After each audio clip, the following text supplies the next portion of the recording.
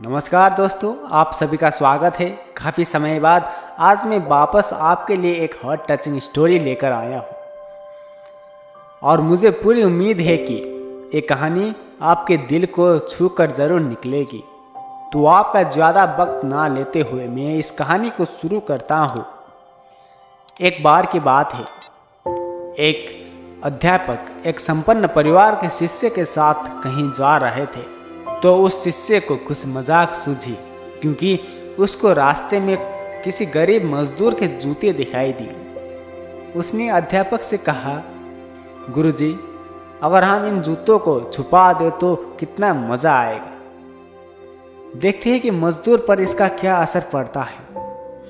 अब उसको तो मजाक सूझ रहा था, लेकिन गुरुजी ने कहा कि नहीं, गरीब इंसान के साथ इस तरह का भद्दा मजाक करना ठीक नहीं है। उसने कहा, क्यों ना हम इन जूतों में कुछ सिक्के डाल दें और देखें कि इसका इस गरीब मजदूर पर क्या प्रभाव पड़ता है। उन्होंने ऐसा ही किया। जैसे ही मजदूर अपना काम करके लौटा और उसने एक पाँव अपने जूते में डाला तो उसको कुछ कठोर सा महसूस हुआ। उसने अंदर हाथ डाला तो उसको कुछ सिक्के दिखाई दी और थोड़ा आश्चर्य में पड़ गया। आसपास किसी को देखा तो कोई भी दिखाई नहीं दिया। वापस उसने दूसरा पैर अपने जूते में डाला और वापस उसको उसमें कुछ सिक्के दिखाई दिए।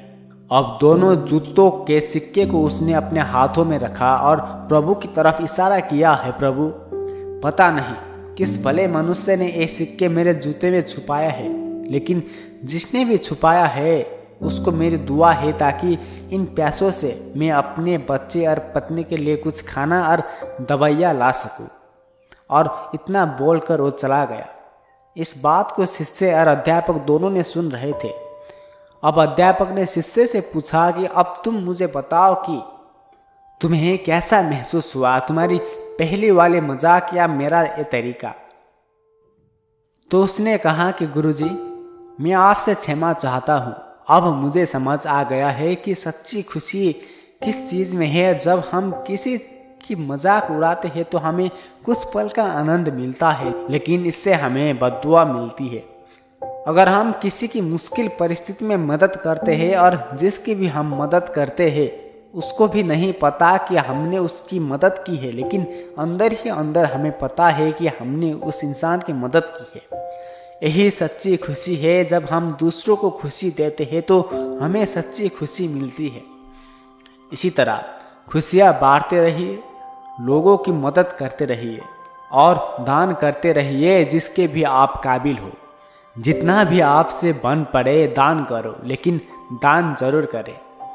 इसका मतलब ये नहीं है कि आपको कंपल्सरी या अनिवार्य रूप से इतने रुपए दान करने चाहिए, क्योंकि हर किसी की ज़रूरत अलग अलग हो सकती है। अगर आप किसी को पैसे का दान नहीं कर सकते तो कम से कम चीज़ों का दान तो कर ही सकते हैं।